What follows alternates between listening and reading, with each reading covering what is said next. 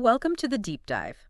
We're diving into the world of respect today and how self-respect influences the respect you receive from others, especially when it comes to relationships. Sounds fascinating. It is, right? And you've given me a really interesting mix of sources. Oh, yeah. Yeah. We've got motivational speakers, relationship advice, even a little bit of stoicism thrown in there. Nice. So let's see what kind of insights we can uncover. That's good. All right, so it seems like a lot of these sources, even though they're from such different perspectives, they kind of converge on this idea that respect isn't something you can just demand. Yeah, you can't just go around and be like, respect me. Right, exactly. It's more nuanced than that. It's got to be earned. It has to be earned, exactly. Yeah, and I think it all starts with understanding what respect really even means. That's true. Like, what does that word even mean? Yeah. You know, one of the experts, Dr. Orion Taraban, he argues that men often equate respect with admiration and deference. That's interesting. But isn't there a certain level of deference that's expected in a lot of situations, like holding the door for someone, letting them speak first, those sorts of things? Right. But Dr. Taraban, what he's talking about is the potential pitfalls, Okay. especially in romantic relationships. Oh, interesting. He suggests that placing someone, especially a woman, on a pedestal, it can actually hinder attraction because it creates an imbalance. I see. Deference, by its very nature, kind of implies letting the other person lead. Right. So if a man consistently defers to a woman's wishes, Yeah. it can leave her waiting for him to, actually take the lead. Like initiative. Yeah, take initiative, which could lead to frustration. Ah, so it's like finding that balance between Right. showing respect Yes. and also taking action. Being decisive. Okay, yeah, that makes sense.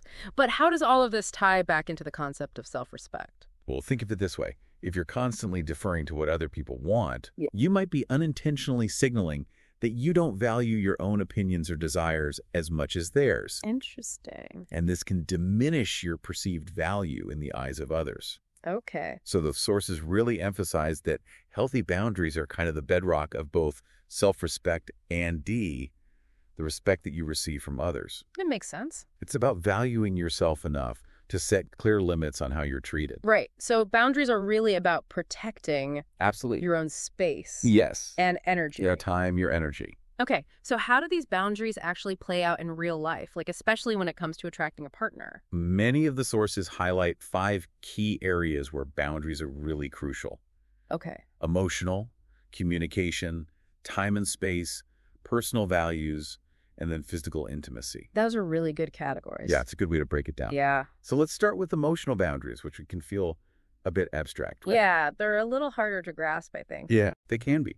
It's essentially about recognizing that you are not responsible for other people's emotions. Well, okay.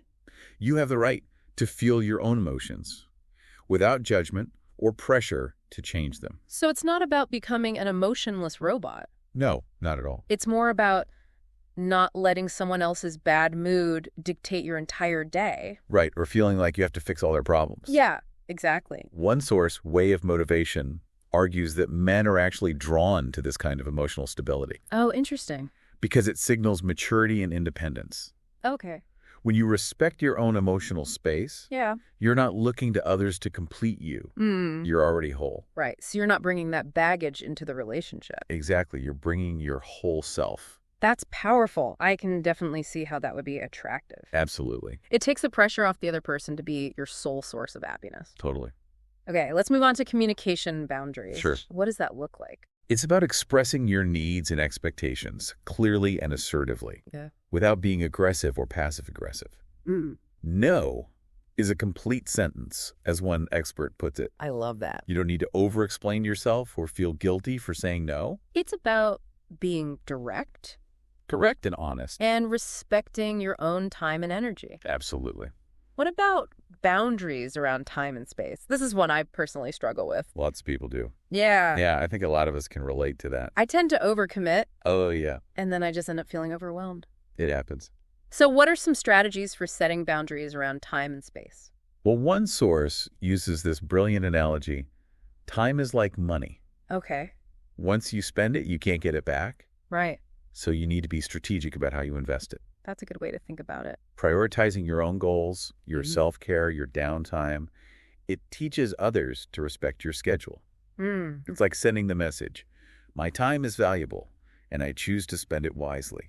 Right, and I'm not just going to drop everything because you asked. Exactly. And it also reinforces the idea that you have a life outside of any one relationship, Right.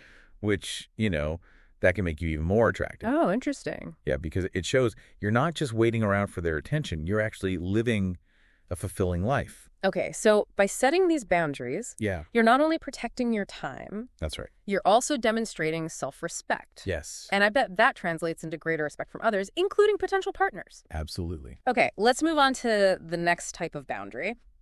Boundaries around personal values. Ooh, this is a big one. This one feels like it's often overlooked. It can be, but it's crucial because it ties directly to your core identity.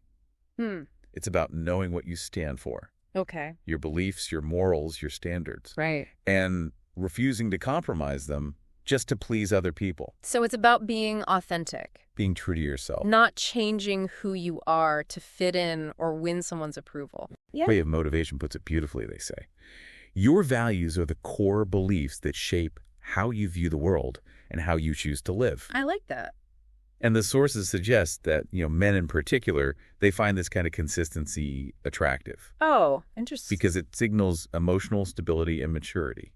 Makes sense. Yeah, they know what they're getting. Right. It's about having that inner compass Exactly. and letting it guide your decisions. Absolutely. Now, how do you handle it when someone tries to push your boundaries around values, especially in the early stages of dating? Do you, address it head on or just kind of let it slide? Well, way of motivation, they suggest that the key is really in how you respond. Okay. If someone disrespects your boundaries or dismisses your standards, Yeah. how you react in that moment is what will ultimately determine whether they end up respecting you, standing firm without anger or defensiveness. Okay. It communicates that your values are non-negotiable. It's like saying, this is who I am, and I'm not willing to compromise my integrity for anyone. Yeah, exactly. I can definitely see how that would command respect. Absolutely. Okay, now for the last boundary category. Okay. Physical and intimacy boundaries. Yeah, this one can be tricky. This one can feel really tricky to navigate, especially for women. For sure. But it's so important, though, for both men and women. Right. It's about setting clear limits around your physical space, your body, and communicating that your presence is not something to be taken for granted or disrespected. That's a good way to put it. And this encompasses everything, Yeah. from how you allow people to enter your personal space to how you handle physical touch. And of course, it plays a significant role in how you approach intimacy and romantic relationships. I think a lot of women especially feel pressured to move faster physically than they're comfortable with. I can see that. Maybe out of fear of losing the guy's interest. Yeah, like they have to prove something. Yeah, but what's interesting is that way of motivation actually argues that setting those boundaries fosters greater respect. It makes sense. Yeah. They say that a man who's truly interested will respect your pace and appreciate your self-respect. Because he sees that you value yourself. Exactly. And that you're not willing to compromise your comfort for anyone. Exactly. Because rushing into things, that rarely leads to genuine respect or a lasting connection. It doesn't. No. Yeah, taking control of when and how intimacy progresses, it really builds a foundation of mutual understanding and admiration. And remember, physical boundaries, those extend beyond just romantic relationships, right? Absolutely. That's important to remember. Yeah, it might be setting limits on how often someone can just drop by your place, uninvited. Unannounced, yeah. Or speaking up if someone touches you in a way that makes you feel uncomfortable. Yeah, anytime you feel like your physical boundaries are being crossed. Right. It's about honoring your body and your personal space and making it clear that any violation of those boundaries won't be tolerated. You got it. And way of motivation suggests being direct. Yeah. Just stating your needs clearly and confidently. Just say, hey, I'm not comfortable with that. Right. You don't have to over-explain. So it's that same no is a complete sentence idea applied to physical boundaries. Exactly. Okay, that makes a lot of sense. They also highlight the connection between physical and emotional boundaries. Okay. They say allowing someone to kind of invade your physical space Yeah. can actually lead to emotional discomfort. So it's like one can lead to the other. It's a slippery slope. Okay. Whereas respecting your physical boundaries actually strengthens your emotional security. That makes sense. It's like a ripple effect. It is. Protecting your physical space kind of creates a sense of emotional safety and well-being. Absolutely. Okay, I'm with you. And they argue that when a man sees that you honor your body and your space, Yeah. it actually teaches him to do the same. Interesting. Yeah, it lays the groundwork for a relationship built on trust and mutual respect. So rather than one based on entitlement. Exactly. Okay, that's a really interesting perspective. Yeah, I think it's powerful. It's about treating each other as equals. Yes, Recognizing that everyone deserves to feel safe and respected in their own skin. absolutely. Wow, we've covered so much ground already. I know, right? We've explored the importance of boundaries across all these different facets of life, Yeah. and how they all tie back into self-respect, and ultimately the respect we receive from others. It's all connected. But there's one more crucial point that several of these sources touch upon, Okay. and that is the idea of setting high standards for yourself, Oh, yeah. which then sets high standards for others. Yes, It sends a powerful message about your self-worth, absolutely. and it can actually attract those who respect you. That's right. Okay, tell me more about this. Okay. What do you mean by setting high standards? It's like having these non-negotiables, Okay. these lines in the sand that you refuse to cross. One source, Classic Motivation, calls it knowing what you deserve and not settling for anything less. Okay. It's not about being perfect, they say. It's about recognizing that you are worthy of being treated with dignity and respect. So it's about having those standards, Yes. but it's also about having the strength to walk away from situations or people who don't meet them. That's a huge part of it. Because if you stay in a situation that diminishes your self-respect, Yeah, you're ultimately going to attract people who will treat you accordingly. you're sending the wrong signals. Exactly. So by walking away, Yes. you open yourself up to healthier, more fulfilling experiences. Really better opportunity. Yeah, with people who value you. Absolutely. This idea of setting high standards, it actually ties into a fascinating psychological concept called thin slicing. Oh, yeah. Thin slicing. Have you heard of that before? I have. It has something to do with first impressions. Yeah, Charisma on Command talks about how people make these snap judgments about you within seconds of meeting you. Like instantly. Instantly. Okay. Based on things like your appearance, your body language, your overall demeanor. So it's about putting your best foot forward, not just to impress others, but to show yourself respect. Exactly. It's about demonstrating that self-assurance. Hmm. Not in an arrogant way, Right. but in a way that conveys, confidence and self-respect. So far, we've talked about defining respect, the crucial role of boundaries, and how setting high standards can really signal your self-worth. It's all connected.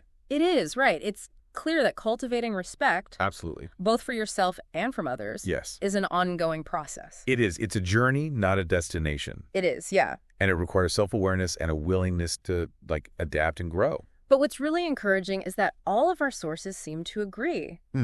The power to cultivate respect lies within each of us. It does. It's empowering, isn't it? It is, yeah. We're not passive recipients just waiting for someone to bestow respect upon us. Right. We actively create it Yep. through our actions, our boundaries, and how we value ourselves. We talked a little bit before the show about a powerful strategy Oh, yeah. for reclaiming power, especially after a breakup or when someone becomes distant. Yeah, this is a big one. I'm really eager to hear more about this. Okay, let's dive in. Yeah, tell me everything. It's called the no contact rule, Okay. and it's often misunderstood, I think. I can see how that could be. Yeah, but when it's used correctly, it can be incredibly effective for shifting dynamics and reclaiming your emotional independence. Okay, I'm hooked. So the no contact rule is essentially about completely cutting off communication with someone for a set period, usually around 30 days. So that means no texting, no calling, no peeking at their social media. Exactly, like a total blackout. Wow.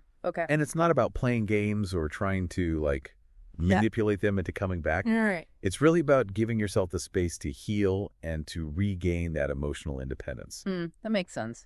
A lot of the sources, including Powerful Stoic Motivation, they emphasize that it's a way to kind of embody that stoic principle of mastering yourself rather than trying to control others. Yeah, it sounds like a form of self-care almost. It is. Taking a step back to focus on your well-being, Absolutely. rather than getting caught up in the emotional turmoil of the whole situation. Right, because when you're in the thick of it, it's so hard to think clearly. It is. It is. But I can imagine it's so difficult to actually do, especially when you're feeling hurt and vulnerable. It is. It's a huge challenge. So why is it so effective? Why do people recommend it?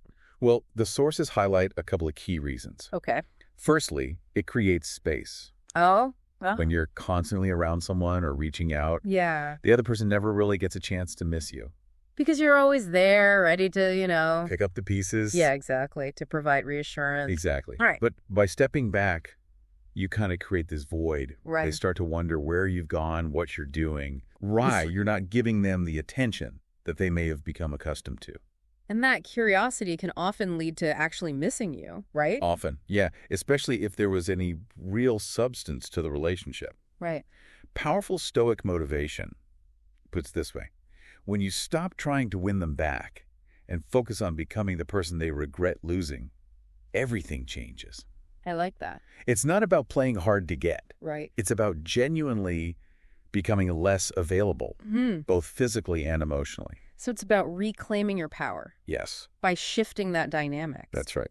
They're no longer the one holding all the cards. Exactly. They're suddenly the ones who are feeling a little bit uncertain. The tables have turned. Yeah, wondering if they made a mistake. Exactly. That's fascinating. It is a powerful shift. But what about the person implementing the no contact rule? What are the benefits for them? That's actually a really important point because it's not just about making the other person miss you. Powerful stoic motivation, they stress that it's about using that time to really focus on yourself, to heal, to grow, to reconnect with your own life. So it's almost like an opportunity to rediscover yourself. It is. Outside of the context of the relationship. It's a chance to remember that your value doesn't hinge on someone else's attention or validation. That's so important, right? It is. It's huge. To remember that you're worthy. Absolutely. Regardless of whether someone else sees that or not. Yeah, it's about your own self-worth. Okay, so let's say someone has decided to implement the no contact rule. Okay.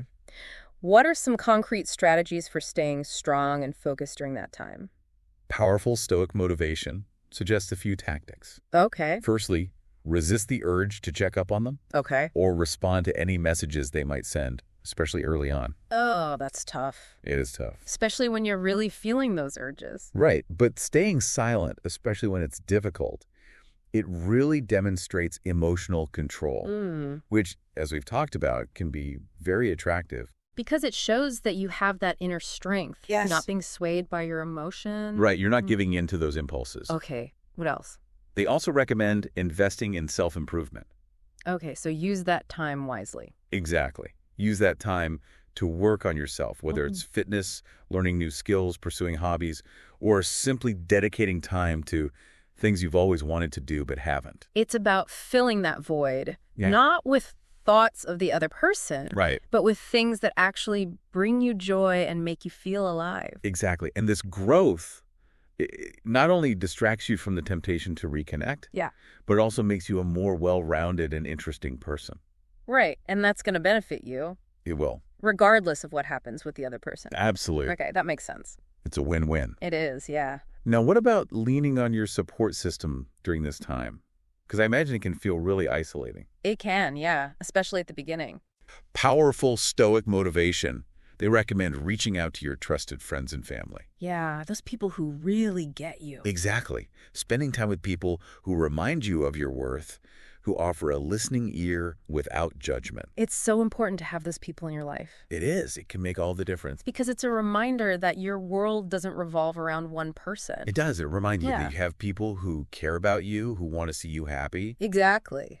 They also stress the importance of patience and emotional control. Okay. Because no contact isn't a quick fix. Right. It takes time and effort. Yeah. It's about remembering that this period of separation, it's as much about you as it is about them. So it's really an opportunity to reconnect with yourself. Yes. Rediscover your passions and build a life that you love, regardless of whether or not they come back. You've got it. Okay, now let's say someone has gone through this whole process. They've really focused on themselves. Yeah. And then the other person reaches out. Oh, the moment of truth. Yeah, that must be such a pivotal moment. It is. It's a big turning point. What's the best way to handle that initial contact without losing all the ground you've gained? Powerful stoic motivation.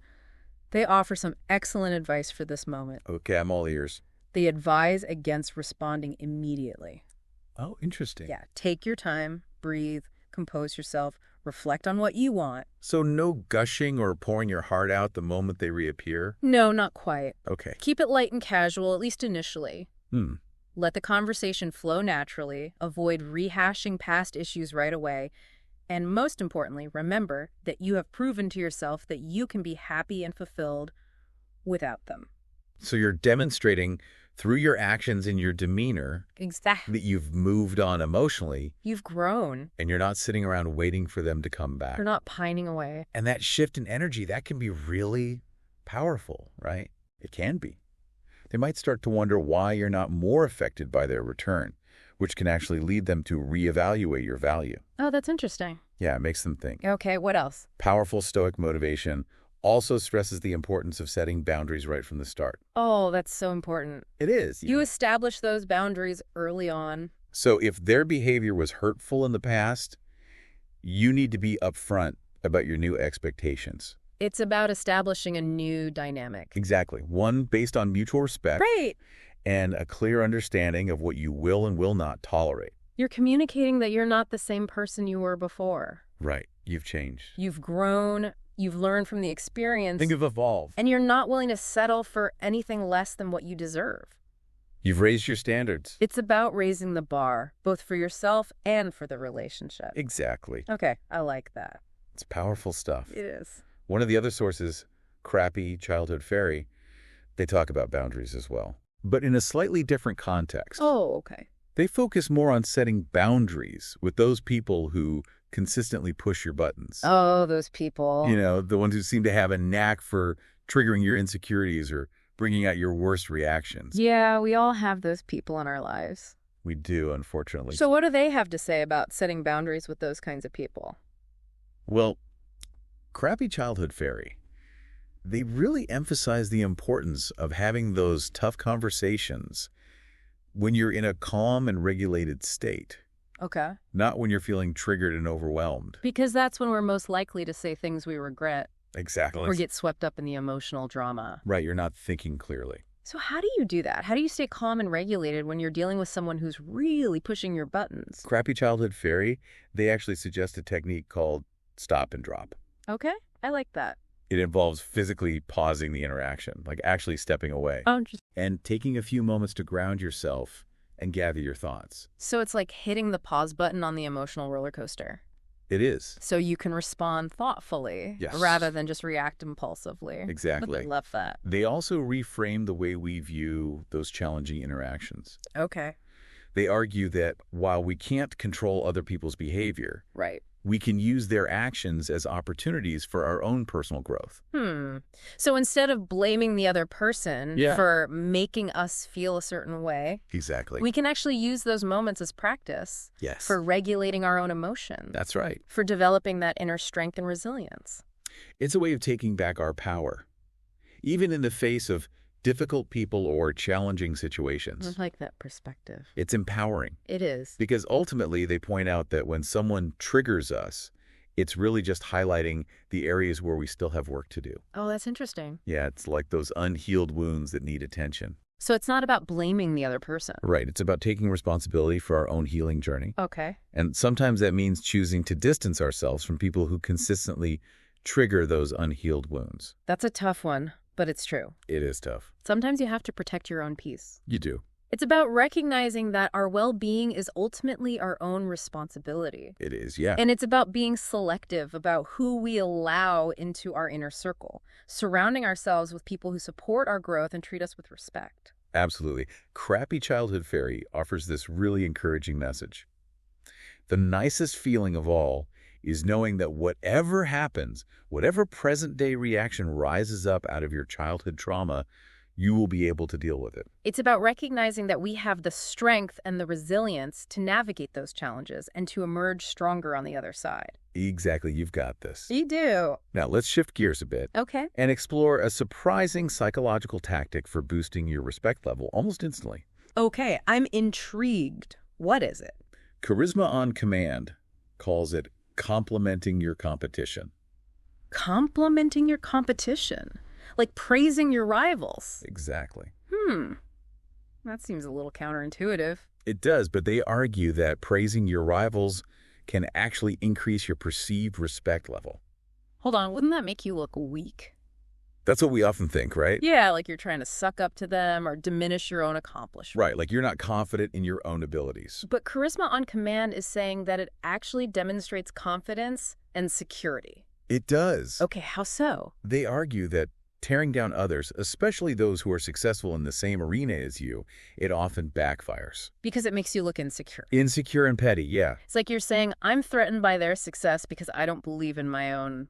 Exactly. Okay. But when you acknowledge someone else's strengths or accomplishments, Yeah. especially a competitor or someone you might perceive as a threat, It sends a really powerful message. it does. It's like you're saying, I'm confident enough in my own abilities to recognize and appreciate their talent. Yeah.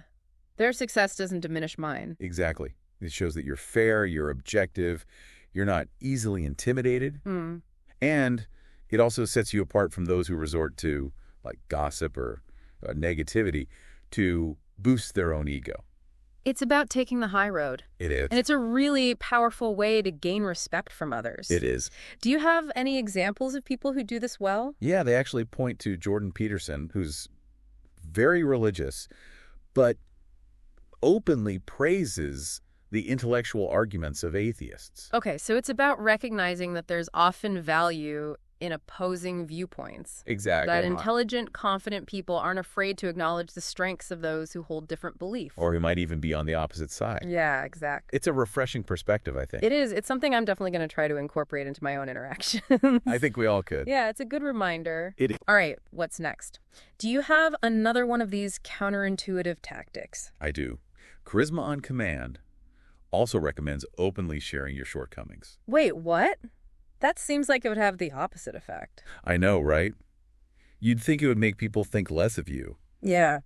But they make a really compelling argument. Okay. They say being transparent about your imperfections actually shows confidence and authenticity. So it's about owning those imperfections, It is. not trying to pretend they don't exist. Exactly. And they even cite Eminem's final rap battle in 8 Mile as a brilliant example of this. Oh, interesting. Instead of pretending to be something he's not, Eminem just owns his flaws and disarms his opponent and ultimately wins the battle.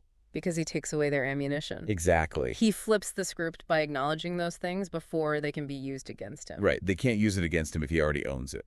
Okay, I see what you mean. They also point to Brad Pitt. Okay. He often jokes about his shortcomings during those award acceptance speeches. So it's about not taking yourself too seriously. Exactly. It's about being self-aware, having the confidence to laugh at yourself. I love that. It's refreshing. It's so refreshing, and it makes those people seem so much more relatable and human. It does. It's like they're saying, look, I'm not perfect, and I'm okay with that. Exactly. And that kind of authenticity is often much more endearing than trying to project an image of flawlessness. It's about embracing your humanness, quirks and all. I love that. Embracing your humanness. All right, are you ready to revisit a strategy we talked about earlier? Oh, you mean the one that can be super effective when used correctly, but also often misunderstood? That's the one. Okay, let's dive back in. Yeah, let's talk about the no contact rule again. All right, especially in the context of romantic relationships. Okay. One of our sources, Powerful Stoic Motivation, they dedicate a whole section to this, Okay. highlighting it as one of the most effective strategies to regain power in a relationship, especially when someone has lost interest or pulled away. So it's not just about taking a break to cool off after an argument. No, it's much bigger than that. It's about something much more strategic and potentially transformative. It's about a fundamental shift in the dynamic. Okay, I'm really interested to hear more about this. Yeah, it's powerful stuff. So they emphasize that it's not about playing games or manipulating the other person. No, not at all. Okay. It's about creating the space for both of you to heal, to gain clarity, and to potentially realize what you might have lost. It's like hitting the reset button, It is kind of a fresh start. giving both of you a chance to see the relationship and yourselves with fresh eyes. Exactly. And the basic premise is actually pretty simple. You completely cut off contact with the other person for a set period, usually around 30 days. So no texting, no calling, no social media lurking. Nope, it's a total blackout. Wow, that's intense. And this period of silence, it serves a dual purpose, according to Powerful Stoic Motivation. Okay. It allows you to focus on your own personal growth. And it gives the other person a chance to actually experience your absence. Because when you're constantly available, they never really feel the weight of your absence. Exactly. They might not even realize what they're missing. Okay, that makes sense. Let me explain it this way.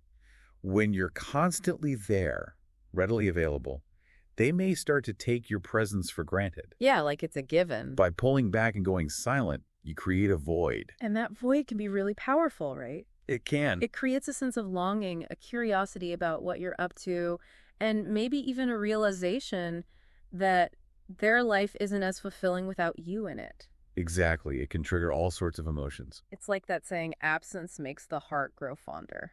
That's exactly it. But it's not just about passively waiting for them to come crawling back. No, that's not the point. Okay. It's also about using that time to reconnect with yourself Yeah. and to rediscover your own worth and happiness. So it's an opportunity to reclaim your power both within the relationship and within yourself. Exactly. It's about remembering that your happiness doesn't depend on someone else's validation or attention. Yeah, it comes from within. It does. And they argue that this process of self-discovery and growth actually makes you more attractive in the long run. So it's a win-win situation, even if the relationship doesn't ultimately work out. Exactly. Because you've gained so much from that period of introspection and self-improvement. Okay. I can definitely see that. A powerful process. But I can imagine that staying strong during the no-contact period is incredibly difficult. It can be. You know, what are some strategies for navigating those inevitable urges to reach out? Well, powerful Stoic motivation, they have some great advice. Okay. They suggest staying busy and engaged with life. Okay. Find activities that bring you joy and make you feel alive. Pursue those hobbies you've always wanted to try. Spend quality time with your loved ones. Focus on your career goals. Really pour your energy into things that make you feel good. So it's about filling that void not with thoughts of the other person, but with experiences that actually nourish you and remind you of all the good things in your life. Exactly. It's about shifting your focus. Okay. They also emphasize the importance of avoiding triggers, things that remind you of the other person or the relationship. So that might mean unfollowing them on social media, avoiding places you used to frequent together, or even limiting contact with mutual friends for a while. Exactly. It's about creating a safe space where you can heal and move on without constantly being reminded of the past. That makes sense, yeah. They also suggest focusing on the positive aspects of your life, both past and present. Okay. Make a list of things you're grateful for, things that bring you joy, things you're proud of accomplishing, anything that brings a smile to your face. It's about shifting your focus from what you've lost to what you still have and what you're capable of achieving. Exactly. It's about reclaiming your power. Okay, I like that. And lastly, they encourage visualizing your ideal future self. Visualizing, okay. Imagine yourself happy, confident, thriving, regardless of whether or not this person is in your life. So it's about creating a vision that pulls you forward. It is.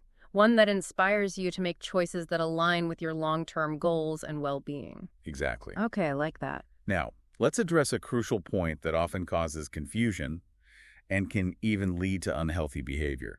Okay, I'm listening. It's about understanding the difference between making someone miss you and manipulating them. Oh, that's a really important distinction. It is, because we've been talking about strategies for making someone realize your value. Right.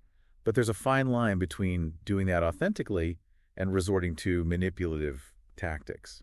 Yeah, because trying to control someone else's feelings or behavior, that never leads to a healthy, fulfilling relationship. It doesn't. It just creates more problems. Right. It creates a dynamic of power and imbalance, which ultimately breeds resentment and distrust. Exactly. It's not a recipe for a happy ending. And I think it's important to recognize that that kind of behavior often stems from our own insecurities and fears. It does. It's about realizing that true love and connection, they can't be forced or manipulated. Right. They have to flow naturally. They do. From a place of mutual respect and authentic attraction. You summed it up perfectly. And powerful Stoic motivation, they address this directly, emphasizing that the goal is not to trick someone into missing you or to play mind games. Because that kind of behavior is not only disrespectful, It is. it's also unsustainable. It's not going to work in the long run. Right. It might work in the short term, It might. but it's not a recipe for a healthy, lasting relationship. Absolutely not. Go. They say that true attraction comes from authenticity, from being your best self, and from allowing the other person to make their own choices without trying to control or manipulate them. So it's about letting go of the need to control the outcome. Yes, surrendering to what is. And trusting that if it's meant to be, it will be. Exactly. And they argue that when you try to manipulate someone, You're really operating from a place of fear and insecurity. Because you're essentially saying, I don't believe that I'm enough on my own, so I have to resort to these tactics to get them to want me. Exactly. You're trying to force something that's not meant to be. And that kind of neediness is a huge turnoff, right? It is. It's a big red flag. So it really all comes back to self-worth. It does. It always comes back to that. If you don't believe in your own value, you'll constantly seek validation from others, and that neediness will ultimately push them away. It becomes a self-fulfilling prophecy. It does. So it's an inside job. It's about cultivating that sense of self-love and self-acceptance, which then radiates outward and naturally attracts others. I love that. It's magnetic. It is. It's about being your own best advocate. Absolutely. Okay, so how do you know if you're crossing the line? How do you distinguish between healthy behavior and manipulative behavior? Powerful Stoic motivation offers some helpful tips for that. Okay, good. They suggest starting by examining your intention. Ask yourself, why you're doing something.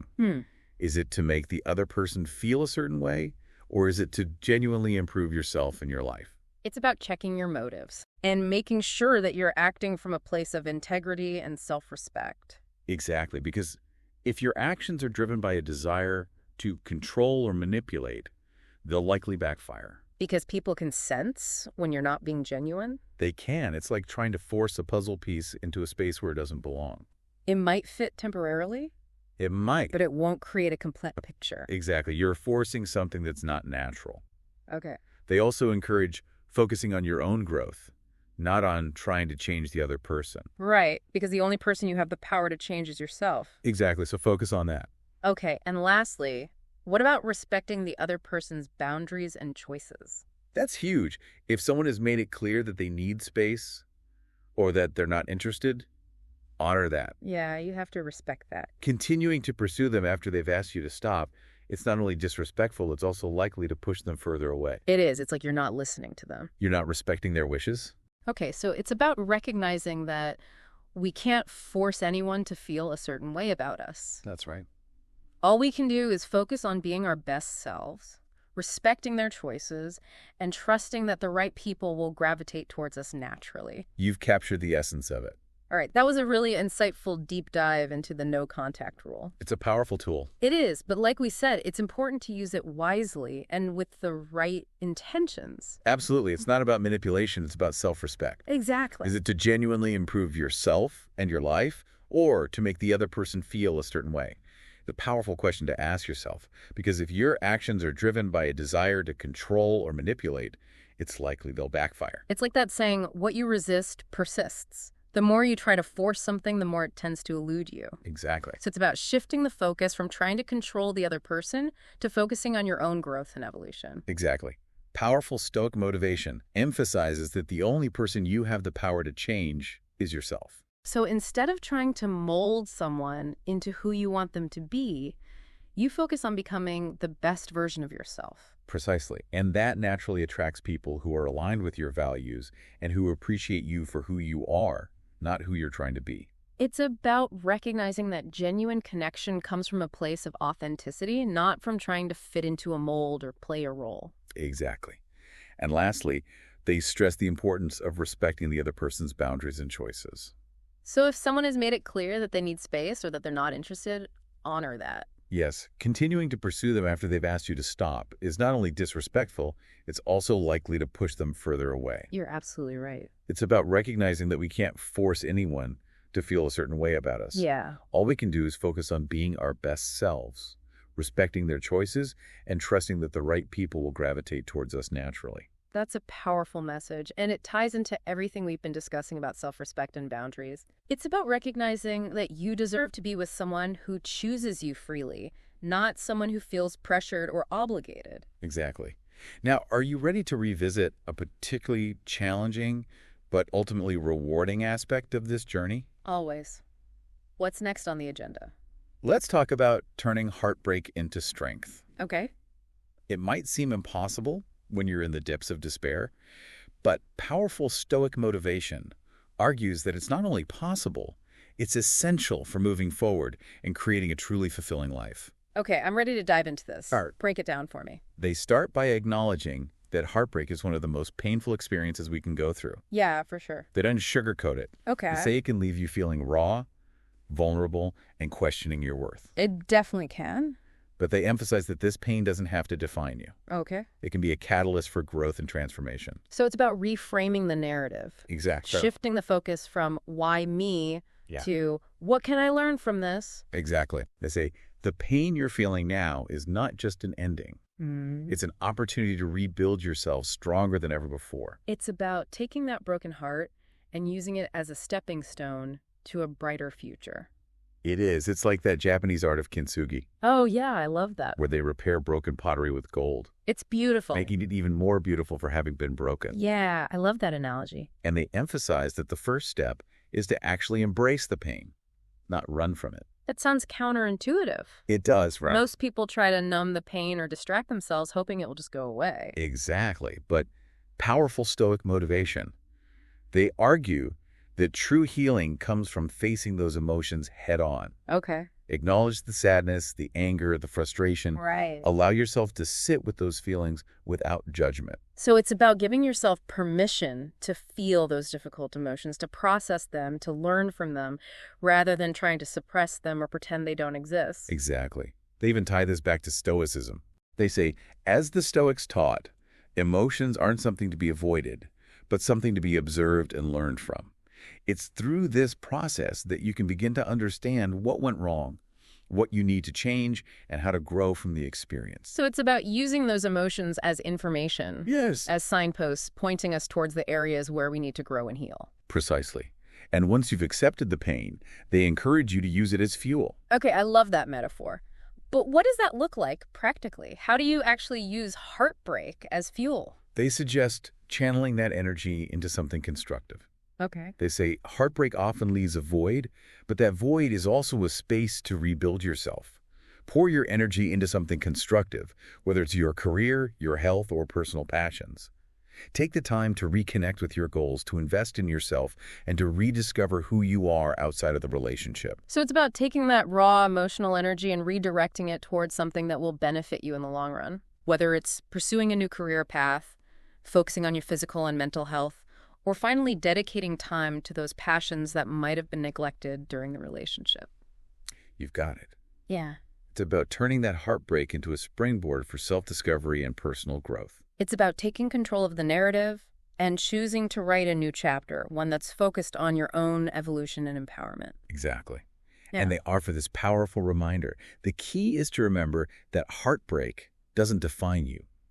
It refines you. Yeah. Each setback, each moment of pain is an opportunity to develop resilience. It's about recognizing that even though heartbreak can feel like the end of the world, it's really just a transition, a catalyst for becoming a stronger, more resilient version of yourself. You're absolutely right. And they add that ultimately turning heartbreak into strength means reclaiming your power. Okay. You no longer allow the loss of someone else to dictate your self-worth.